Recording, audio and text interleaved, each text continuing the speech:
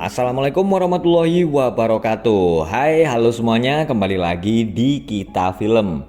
Video kali ini adalah alur cerita dari film horor Indonesia tahun 2014 yang berjudul Kamar 207. Tapi sebelum kita menuju ke alur ceritanya, nggak bosen-bosen nih Mimin ingetin, pastikan teman-teman sudah subscribe ya.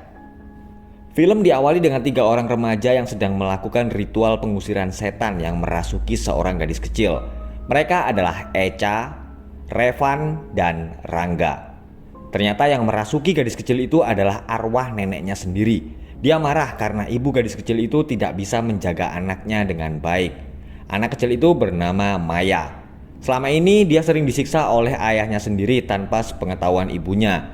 Sang ayah ketakutan dan akan pergi meninggalkan mereka saat dia tahu kalau Maya sedang kerasukan. Suami tidak bertanggung jawab itu akhirnya mendapatkan balasannya. Sebuah truk yang sedang melaju kencang menabraknya. Sementara itu, Echa dan yang lain berusaha mengeluarkan arwah nenek Maya. Usaha mereka akhirnya berhasil. Maya sudah kembali sadar. Sebuah hotel tua yang bernama Mary's Inn sedang diambang kebangkrutan karena pengunjungnya yang semakin sepi. Pemilik hotel itu bernama Sashi. Hotel itu adalah warisan dari ayahnya. Pak Rebo adalah satu-satunya karyawan yang tersisa di hotel itu, tapi akhirnya dia memutuskan untuk keluar dan akan mencari pekerjaan lain. Ternyata Pak Rebo memutuskan keluar dari hotel itu bukan karena hotel itu akan bangkrut, tapi ada alasan lain yang membuat dia harus pergi. Pak Rebo juga meminta agar Sasi juga segera pergi dari hotel itu. Pak Rebo langsung ketakutan saat dia melihat ada hantu pengantin Belanda yang muncul dari sebuah kamar. Sasi bercerita kepada temannya yang bernama Mindy kalau Pak Rebo telah pergi dari hotel. Sasi adalah seorang penulis novel dan dia memutuskan sementara akan tetap bertahan di situ sampai novelnya selesai. Sasi mendengar ada suara perempuan yang memanggilnya. Sasi keluar kamar untuk mencari sumber suara itu, tapi dia tidak melihat ada seorang pun yang berada di luar kamarnya. Rangga tertarik saat dia membaca sebuah artikel tentang penampakan hantu pengantin Belanda di Hotel Mary's Inn. Dia lalu mengajak Echa dan Revan untuk melakukan penelusuran di sana. Sasi terbangun karena mendengar ada suara perempuan yang sedang menangis. Dia lalu keluar kamar dan mendengar suara bel resepsionis berbunyi. Sasi sedang diganggu oleh hantu pengantin Belanda. Sementara itu, Echa juga diganggu hantu saat dia sedang memasak. Revan dan Rangga segera datang untuk menolongnya. Revan memiliki kemampuan bisa melihat masa lalu, dan hantu itu ternyata adalah korban tabrak lari yang mayatnya dibuang ke sungai. Setelah sadar, Revan menceritakan apa yang telah dilihatnya kepada Echa dan Rangga. Echa memiliki seorang adik perempuan yang bernama Caca. Dia tertarik karena mendengar obrolan Echa dan teman-temannya tadi. Keesokan harinya, mereka berempat akan mencari mayat perempuan korban tabrak lari itu. Sasi melaporkan kejadian yang dialaminya ke polisi, tapi setelah melakukan pemeriksaan, polisi tidak menemukan apa-apa. Revan dan Rangga menyelam ke dasar sungai. Akhirnya mereka berhasil menemukan mayat wanita korban tabrak lari dan segera melaporkannya ke polisi. Sasi mengambil pedang yang dipakai untuk hiasan dinding dan memeriksa keadaan hotel. Sasi kaget saat Mindy tiba-tiba muncul di belakangnya. Mindy akan menginap di hotel untuk menemani Sasi. Mindy bercerita kalau dia sedang dekat dengan seorang cowok yang bernama Brian. Sasi memiliki kemampuan bisa melihat masa depan, tapi dia sudah lama tidak menggunakan kemampuannya itu karena Sasi baru saja putus dengan pacarnya. Mindy lalu meminta tolong agar Sasi mau meramal masa depannya dengan Brian. Demi sahabatnya, Sasi akhirnya mau menuruti kemauan Mindy. Dalam penerawangannya, Sasi seperti melihat sesuatu, tapi dia berkata kepada Mindy kalau dia tidak melihat apa-apa. Sasi tidak bisa tidur dan keluar dari kamar. Dia lalu melihat ada seorang anak kecil yang sedang bermain di pinggir kolam. Sasi panik saat melihat anak kecil itu melompat ke dalam air. Mindy kemudian datang dan tidak percaya dengan apa yang dikatakan oleh Sasi. Keesokan harinya, ada seorang ibu-ibu bersama anaknya akan menginap di Hotel Mary's Inn. Sasi lalu terdiam saat sang ibu berkata kalau dia ingin menginap di kamar nomor 207. Sasi berpikir kalau mereka sudah sering menginap di hotel itu. Malamnya, Sasi menuju ke kamar 207 untuk memberitahu kalau makan malam sudah siap. Sasi merasa heran karena tidak ada jawaban dari dalam kamar. Dia lalu ketakutan saat ada hantu wanita berdiri di belakangnya. Sasi semakin ketakutan karena melihat kursi roda yang berjalan sendiri. Anak kecil itu tiba-tiba muncul dan merangkak mendekati Sasi. Tapi tidak berapa lama anak kecil itu kemudian menghilang. Paginya, Sasi kembali ke kamar 207 untuk mengantar sarapan. Tapi lagi-lagi tidak ada jawaban dari dalam kamar. Sasi penasaran dan masuk ke dalam kamar. Tapi ternyata kamar itu kosong.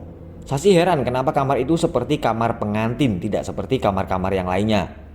Sasi marah-marah karena tamunya telah kabur, tapi kemudian dia terkejut saat melihat sang ibu melempar anaknya dari atas balkon. Mindy langsung keluar karena mendengar teriakan Sasi. Dia lalu berkata kalau Sasi hanya berkhayal karena selama di situ Mindy tidak pernah melihat ada tamu yang menginap ke hotel itu. Sasi berkata kepada Mindy, dia baru tahu kalau kamar 207 adalah kamar pengantin. Sejak dulu ayahnya sudah mengunci kamar itu dan Sasi tidak pernah berpikir macam-macam. Mindy kemudian curiga kalau ibu dan anak yang dimaksud oleh Sasi adalah hantu. Ternyata saat meramal Mindy, Sasi melihat kalau Mindy lah yang telah merebut pacarnya. Sasi tiba-tiba kerasukan dan keluar dari kamar. Mindy yang baru saja dari kamar mandi bingung karena Sasi tidak ada di dalam kamar. Sasi berjalan ke lantai atas dan masuk ke dalam kamar 207. Sementara itu Mindy kebingungan mencari Sasi. Dia lalu ke atas dan melihat ada banyak kupu-kupu di kamar 207.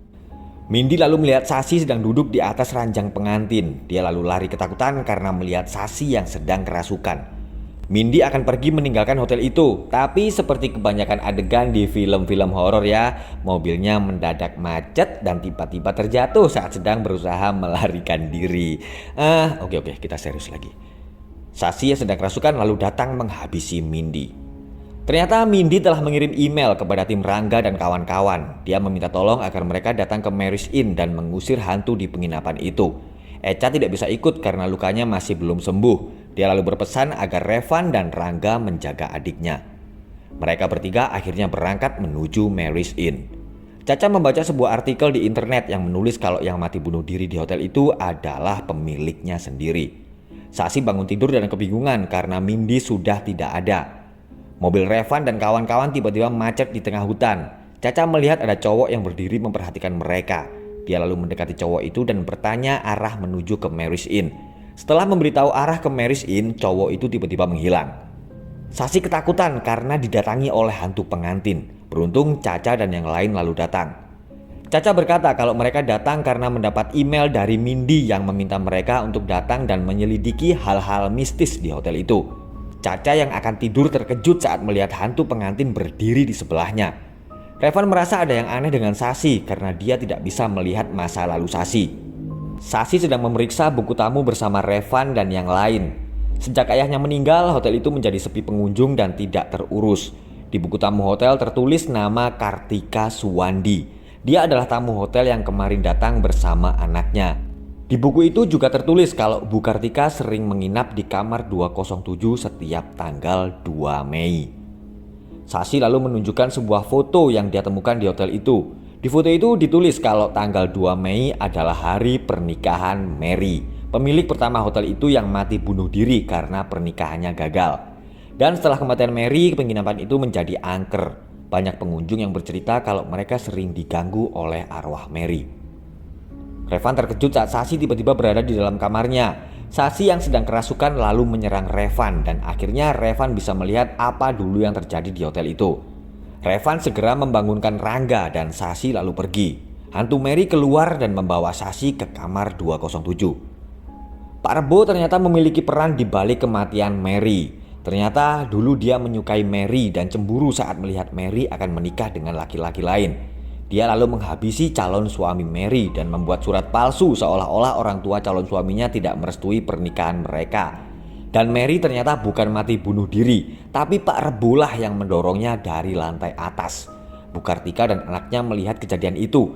Pak Rebo lalu menghabisi mereka di kamar 207. Arwah Mary tiba-tiba datang dan membalaskan dendamnya. Sementara itu Revan dan yang lain berusaha menyadarkan Sasi.